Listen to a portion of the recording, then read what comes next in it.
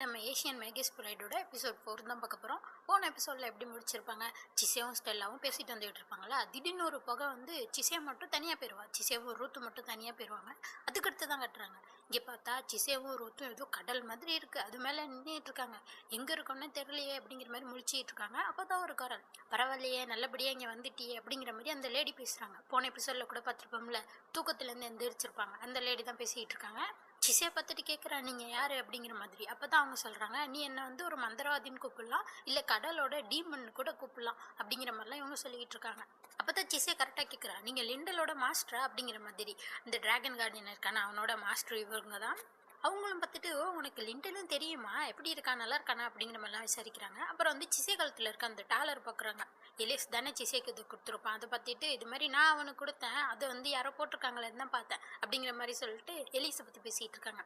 நல்லா இருக்கான் போலியே இப்போ, அவன் இப்படி இருக்கிறத பார்த்தா எனக்கு ரொம்ப சந்தோஷமா இருக்குது அப்படிங்கிற மாதிரிலாம் சொல்லிட்டு அவன் ரொம்ப மாறிட்டான் அப்படிங்கிற மாதிரிலாம் சொல்கிறாங்க. அப்படியே இங்கே எலியஸ் தான் கட்டுறாங்க. அவன் வந்து அங்கே ஃப்ரெண்டு வந்திருக்காங்க, போன சீசனில் கூட இவங்க வந்திருப்பாங்க.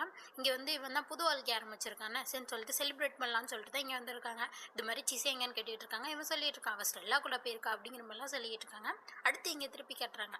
இந்த லேடி வந்து சிசைட்ட கேட்டுக்கிட்டு இருக்காங்க, நீ வந்து எலியஸுக்கு என்ன வேணும் அப்படிங்கிற மாதிரி கேட்டால் இவன் சொல்கிறான், நான் வந்து ஸ்டூடெண்ட் மாதிரி, அவன் எனக்கு வந்து மேஜிக் சொல்லி தருவான் அப்படிங்கிற மாதிரி சொல்கிறா. இவங்க பார்த்துட்டு சொல்கிறாங்க, இல்லையே ரொம்ப நெருக்கமாக இருக்க மாதிரி இருக்கே அப்படிங்கிற மாதிரி கேட்குறாங்க. அப்போ தான் வந்து ரூத் சொல்கிறான், இது மாதிரி இவன் வந்து எப்படி ஹியூமனாக இருக்குதுன்னு சொல்லிட்டு இவ எலியஸுக்கு சொல்லி தருவா, அதோட இவ தான் வந்து எலியஸோட பிரைடு அப்படிங்கிற மாதிரி சொல்கிறான். இவங்க அதிர்ச்சி ஏறுறாங்க, இவன் இப்படி ஐடியா பண்ணி வச்சிருக்கானா அப்படிங்கிற மாதிரிலாம் பேசிகிட்டு இருக்காங்க.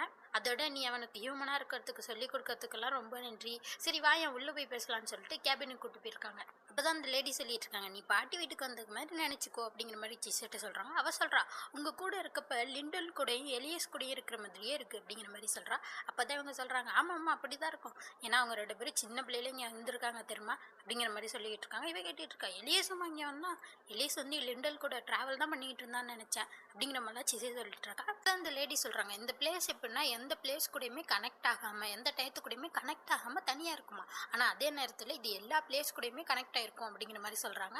இவங்க நினச்சா யாரை வேணால் இங்கே வர வைக்கலாம் அப்படிங்கிற மாதிரி சொல்லிகிட்டு இருக்கப்ப அப்போ தான் எலியஸை பற்றி சொல்லிகிட்டு இருக்காங்க.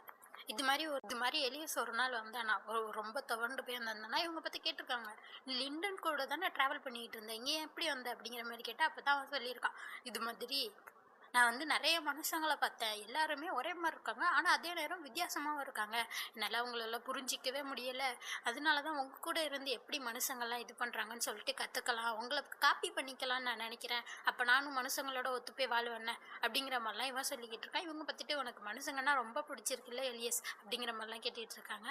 அதுக்கப்புறமா பல ஆண்டுகளாக இவங்க கூடயே இருந்து இவன் வந்து அவங்க என்னென்ன பண்ணுறாங்கன்னு சொல்லிட்டு அதெல்லாமே காப்பி பண்ணியிருக்கான். மனுஷங்க மாதிரி சாப்பிட்றது, வேலை செய்கிறது எல்லாமே பண்ணிக்கிட்டு இருந்திருக்கான். ஆனால் ஒரு விஷயத்தை மட்டும் இவனால் கற்றுக்க முடியல, அதுதான் உணர்ச்சிகள். இவன் ஒரு தடவை கேட்பான் வேற இவங்கள்ட்ட, எப்படி நீங்கள் சிரிக்கிறீங்க, எப்படி நீங்கள் கோவப்படுறீங்க, அதுக்கெல்லாம் மசில்ஸ் தேவையா அப்படிங்கிற மாதிரிலாம் கேட்டுட்டு இருக்கான். அப்போ தான் இவங்க சொல்கிறாங்க, அதெல்லாம் இல்லை, நீ சுற்றி இருக்க அந்த சூழ்நிலையை புரிஞ்சுக்கிட்டு நீ உனக்குள்ளேயே என்ஜாய் பண்ணணும், அந்த உணர்வு உள்ளதானே இருக்கும் அப்படிங்கிற மாதிரி சொல்கிறாங்க. இவனுக்கு அது புரியவே இல்லை. இவங்க தான் வந்து ஃபேமிலிஸை பற்றியும் அவனுக்கு சொல்லி கொடுத்துருந்துருப்பாங்க. அவன் கேட்டுகிட்டு இருந்திருப்பான், தாத்தா பாட்டி குழந்தைங்க யார் இதெல்லாம், என்ன உறவுகள் இதெல்லாம் அப்படிங்கிற மாதிரிலாம் கேட்டுட்டு இருப்பான். அதோட வந்து ஒய்ஃபை பார்த்தும் கேட்டுட்டு இருப்பான், ஹஸ்பண்ட் அண்ட் ஒய்ஃபை பார்த்தும் கேட்டுட்டு இருப்பான், இது எப்படி இவங்கெல்லாம் எப்படி இருக்காங்க அப்படிங்கிற மாதிரிலாம் கேட்டுட்டு இருந்தா இவங்க சொல்லுவாங்க, இது மாதிரி நீ உன் வாழ்நாள் முழுக்க யாரு கூடயாச்சும் இருக்கணும்னு ஆசைப்படுவ, அவங்க கூடயே இருக்கணும்னு ஆசைப்படுறவ, அவங்களுக்காகவே இருக்கணும்னு ஆசைப்படுவ, அதுதான் பிரைடு, அதுதான் ஒய்ஃப் அப்படிங்கிற மாதிரிலாம் இவங்க சொன்னால் இவனுக்கு அப்பயும் புரியலை.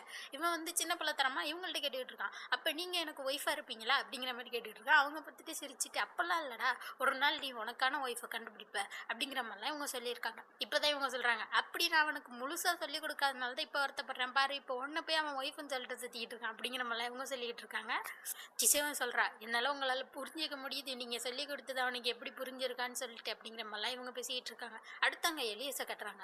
இவன் வந்து ஃப்ரெண்டுக்கிட்ட சொல்லிக்கிட்டு இருக்கான், சிசே வந்து எப்போ பார்த்தாலும் தன்னை பற்றி நினைக்காம காயப்பட்டுடுறா, அப்போ அப்படி இருக்கிறத பற்றி எனக்கு முன்னால் என்ன தோணுச்சுன்னா, சரி சாகாமையாச்சும் இருக்காளே அப்படிங்கிற மாதிரி தோணுச்சு, ஆனால் இப்போ அவளுக்கு ஒரு சின்ன காயப்பட்டால் கூட, சின்ன ஒரு கீரல் பட்டால் கூட என்னால் தாங்கிக்க முடியல அப்படிங்கிற மாதிரிலாம் சொல்கிறான். அந்த ஃப்ரெண்டு சொல்லிக்கிட்டு இருக்காங்க, நீ அவளை நினச்சி ரொம்ப கவலைப்படுறடா அப்படிங்கிற மாதிரி சொல்லிக்கிட்டு இருக்காங்க.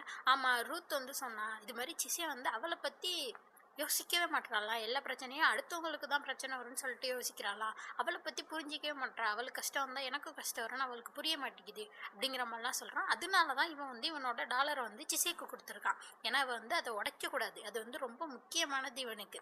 இவ எந்த பிரச்சனைக்கும் அப்படியாச்சும் போகாமல் இருப்பான்னு சொல்லிட்டு தான் அதை கொடுத்துருப்பான். ஏன்னா அந்த டாலரை பார்த்துக்கணும், எந்த பிரச்சனையும் போயிடக்கூடாது, உடச்சிடக்கூடாதுன்னு சொல்லிட்டு இருப்பாள்ல, அப்படிங்கிற மாதிரி தான் கொடுத்துருக்கான். இதுலேருந்து நம்மளுக்கு என்ன காட்டுறாங்கன்னா, எலியஸ் வந்து சிசே வந்ததுக்கப்புறம் கொஞ்சம் கொஞ்சமாக மாறிட்டு இருக்கான். அவன் உணர்ச்சிகளை வந்து உணர ஆரம்பிச்சிருக்கான் அப்படிங்கிற மாதிரி நம்மளுக்கு காட்டிகிட்டு இருக்காங்க. அடுத்து நம்ம சிசேவை காட்டுறாங்க. சிசே சொல்லிக்கிட்டு இருக்கா, எனக்கும் இந்த ஒய்ஃபாக இருக்கிறத பற்றிலாம் ஒன்றும் தெரியாது, அதனால நான் வந்து இதை நினச்சி கவலைப்படல அப்படிங்கிற மாதிரி சொல்லிட்டு என்ன சொல்கிறான்னா, எலியஸ் வந்து சிரிக்கலைன்னு சொல்கிறான். அவன் எப்போதுமே சிரிப்பான், அது வந்து அவனுக்கு தான் தெரியாமல் இருக்கு, சிரிப்பான், கோவப்படுவான். அப்பதான் வந்து ருத்து சொல்றான், ஆமா அவனை கோவப்படுத்துறதே நீ தானே அப்படிங்கிற மாதிரி சொல்றான். அதே நேரத்துல பொறாம கூட படுவானா பார்த்துக்கோங்க அப்படிங்கிற மாதிரி சொன்னானே இவங்க சிரிச்சிட்டு இருக்காங்க. அப்படியா இதெல்லாம் பண்றான் அவன், நீ இதெல்லாம் அவன்கிட்ட இருந்து பாக்குறியா அப்படிங்கிற மாதிரி சொல்லிட்டு, நீ அவனுக்கு பார்ட்னராக கிடைச்சதை நினச்சி எனக்கு ரொம்ப சந்தோஷமா இருக்கு, நிஜமாவே அவன் ரொம்ப லக்கி தான், ஏன்னா வந்து இவ்வளோ விஷயம் அவன் வந்து கத்திட்டு இருக்கான்ல அவன்கிட்டருந்து அப்படிங்கிற மாதிரிலாம் சொல்லிட்டு இருக்காங்க. அதோட சிசு என்ன சொல்லிட்டு இருக்கான்னா, எலியஸுக்கு வந்து சாப்பாட்டு மேலேயோ வீட்டு மேலேயோ விருப்பம் கிடையாது, ஆனாலும் அவன் வீடு வச்சிருக்கான், குட்டி ஆடு வச்சிருக்கான், குட்டி ஃபார்ம் வச்சிருக்கான், தோட்டம் வச்சிருக்கான். அந்த எலியஸ் தான் என்னையும் பிரச்சனையிலேருந்து காப்பாற்றினா, இதுக்கு எல்லாத்துக்குமே உங்களுக்கு தான் நன்றி சொல்லணும், உங்களால் தான் எலியஸ் வந்து இவ்வளோ கற்றுக்கிட்டு இருக்கான் அப்படிங்கிற மாதிரிலாம் சொல்கிறாங்க. இவங்களுக்கு ரொம்ப பெருமையாக இருக்குது. இவங்க தான் வந்து எலியஸுக்கு சின்ன பிள்ளையில இந்த டாலரை கொடுத்து சொல்லியிருப்பாங்க, நீ வந்து தனியாக இருக்கலாம், கவலைப்படாத, உனக்கு என்ன பிரச்சனை வந்தாலும் ஃபேரிஸ்லாம் உன்னை பார்த்துக்கிட்டு இருக்காங்க, அவங்க உனக்கு எப்போதுமே உதவி செய்வாங்க அப்படிங்கிற மாதிரி சொல்லிட்டு அந்த டாலரை கொடுத்துருப்பாங்க. அதெல்லாம் யோசிச்சு பார்த்துட்டு இருக்காங்க. அதே மாதிரி சொல்கிறாங்க, சிசே நீ அவனுக்கு கிடைச்சதை நினச்சி எனக்கு ரொம்ப சந்தோஷமாக இருக்குது அப்படிங்கிற மாதிரிலாம் பேசிட்டு சரின்னு சொல்லிட்டு சிசேவை வழியை அனுப்பிச்சி வைக்கிறாங்க. இதில் என்ன சொல்கிறாங்கன்னா, இது மாதிரி நம்ம பேசிக்கிட்ட போய் அவன்கிட்ட சொல்லாத, என்னை பார்த்ததே அவன்கிட்ட சொல்லாத, இது சீக்ரெட்டாகவே இருக்கட்டும் அப்படிங்கிற மாதிரி சொல்கிறாங்க. அதோட என்ன சொல்கிறாங்கன்னா, இனிமேல் போக போக நீ வந்து பார்க்காத நிறைய விஷயங்களை பார்க்க போகிற, நீ சூஸ் பண்ணுற விஷயங்களில் நிறைய பிரச்சனைகளும் இருக்கும், அதை உன்னால் சரியும் பண்ண முடியும் அப்படிங்கிற மாதிரிலாம் ஏதோ ஃப்யூச்சரை பற்றி ஹிண்ட் கொடுக்குறாங்க. அப்படியே சிசே வந்து இந்த உலகத்துக்கு வந்துடுறான். அங்கேயே அப்போதான் ஸ்டெல்லா ஓடி வரா, ரொம்ப புகையா இருந்துச்சு இல்லையா, நீ எங்கே இருந்தனே எனக்கு தெரில சிசி அப்படிங்கிற மாதிரி ஓடி வந்து நிற்கிறா. அங்கே அப்படியே வந்து எலியஸும் ஃப்ரெண்டும் வந்துடுறாங்க. அதுக்கடுத்து காலேஜ் கட்டுறாங்க. வந்து பிள்ளை மேலே தான் கட்டுறாங்க. இவ்வளோ பாருங்களேன், சிசியை கொடுத்த டீ பேக் எடுத்து செக் பண்ணிட்டு இருக்கா. எவ்வளோ நாள் நான் செக் பண்ணாலும் சரி, இது வெறும் சாதா டீ தான், மேஜிக் கலந்து செஞ்ச டீ தான் அப்படின்னு சொல்லிட்டு குப்பையில தூக்கி போட்டுடுறா. ஆனால் சிசியை கொடுத்த அந்த வாசனை பொடி இருக்குல்ல, அதை மட்டும் எடுத்து வச்சுக்கிறா. ஏன் இப்படி பண்ணுறேன்னே தெரில. அடுத்து சிசியை கட்டுறாங்க. எலியஸ்ட்ட பேசிக்கிட்டு இருக்கா. எலியஸ் நேரம் ஆகலையா, இன்னும் இப்படியே உட்காந்துருக்கேன், ஏன்னா வந்து காலேஜ் போகணும்ல அப்படின்னா அவன் சொல்கிறான், அதான் எனக்கு ஒரு ஷார்ட்கட் தெரியும் சொன்னேன்னே அப்படிங்கிற மாதிரி சொல்கிறான். அதோட வெளியில் ஏதோ ஒரு பெல் வேற கேட்குது. பார்த்தா நம்மளை கூட்டு போகிறதுக்கு ஆள் வந்துட்டாங்க அப்படிங்கிற மாதிரி எலியே சொல்லிட்டு வரான். பார்த்தா இவர் தான் கூட்டிகிட்டு போக போகிறாரா. அவர் சொல்லிட்டே வர்றாரு, இது மாதிரி ஷார்ட்கட் வந்து நிறைய இடத்துல இருக்கான், பிரிட்ஜி கீழே இருக்குது, மரத்து கீழே இருக்குது, அந்த பழைய வீட்டில் இருக்குது, அப்புறம் இந்த இடத்துலையும் இருக்குது, ஆனால் இது அவ்வளோவா நான் யூஸ் பண்ண மாட்டேன் அப்படிங்கிற மாதிரி சொல்கிறாரு. பார்த்தா ஒரு பழைய ஃபோன் புத்து காட்டுக்கு நடுப்பர் இருக்குது. ஏன் சிச்சே கேட்குறா. அப்போ தான் சொல்கிறாங்க, இது சேஃபே கிடையாதான், அதனால தான் இது அவ்வளோ யூஸ் பண்ண மாட்டோம் அப்படிங்கிற மாதிரி சொல்லிட்டு உள்ளே வந்துகிட்டு இருக்காங்க. இது வழியாக தான் இவங்க ஷார்ட்கட்டில் காலேஜுக்கு போகிறாங்களாம். உள்ளே வந்துகிட்டு இருக்கப்போ அவர் சொல்லிகிட்டு இருக்காரு, நம்ம மட்டும் வழி மாதிரி போயிட்டால் என்ன ஆகுன்னே தெரியாது, அதனால் எப்போதுமே எச்சரிக்கையாக இருக்கணும் அந்த பக்கம் வரப்போ அப்படிங்கிற மாதிரிலாம் சொல்லிகிட்டு இருந்தா. இப்போ கேட்டுகிட்டு இருக்கா சிசே, எப்படி இது வேலை செய்யுது, இது காலேஜ் கூட கனெக்ட் ஆயிருக்கா அப்படிங்கிற மாதிரிலாம் கேட்டால் எல்லையே சொல்லிகிட்டு இருக்கான். நம்ம இந்த இடத்துக்குள்ளே வர நேரமும் வெளில போகிற நேரமும் கொஞ்சம் தான் மாதிரி இருக்குமா, சொல்லப்போனால் கொஞ்ச நேரத்துலேயே காலேஜுக்கு போய் சேர்ந்துருவாங்களாம் அப்படிங்கிற மாதிரி சொல்லிட்டு இருக்காங்க. உடனே கேட்குறா, அப்போ நிறைய பேர் இங்கே வந்து ட்ராவல் பண்ணுவாங்களா அப்படிங்கிற மாதிரி கேட்டால் அவர் சொல்கிறாரு, இல்லை அதுக்கு வந்து யாரையும் அலோவ் பண்ண மாட்டாங்க, ஏன்னா இது ஒன்றும் சேஃபே கிடையாது அப்படிங்கிற மாதிரி சொல்லிட்டு இருக்கப்போ அங்கே நிறைய மான்ஸ்டர் வர ஆரம்பிச்சிருது. இதுங்க தான் இந்த இடத்த பார்த்துக்கிற காட் டாக்ஸாம்.